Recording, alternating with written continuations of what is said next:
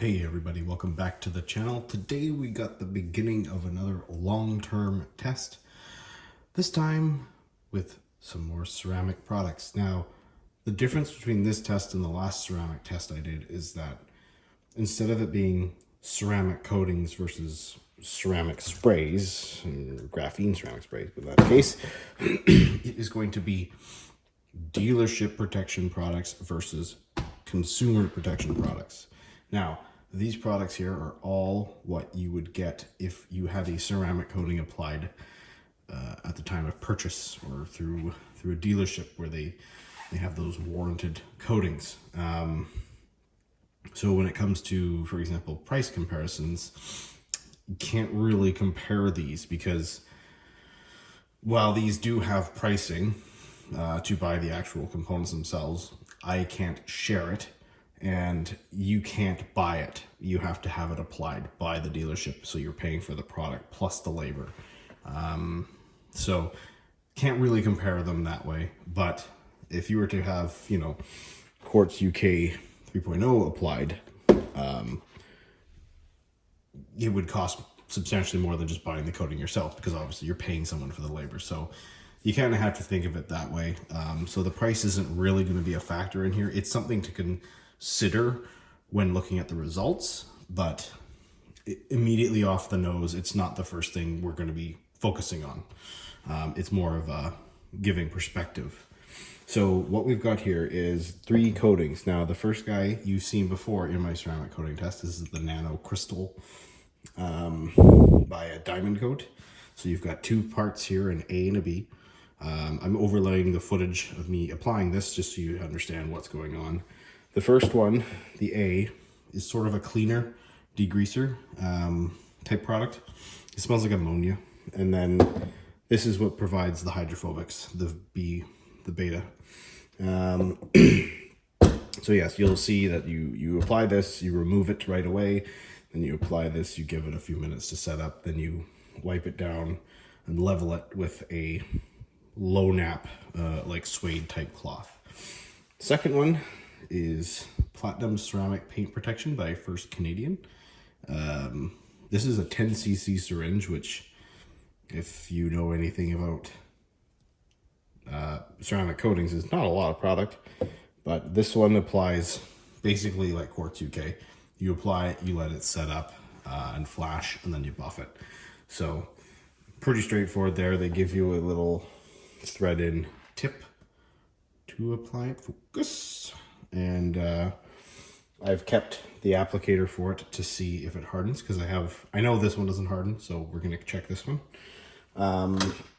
Next up is the new version of this guy, and it's called Ceramicoat, and it's very different. The alpha here, you can see, is a much different color, and you actually pull 20 mils of it into a syringe and inject it into the beta, and then you shake it for about 30 seconds, and then you apply it.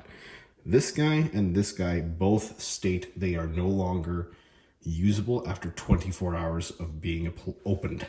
So when you mix this into this, and when you open these up, they say they are not usable after 24 hours. I have used one of these after 24 hours, and it still worked, but you can see some flecks building in the bottles. So if you happen to get your hands on one,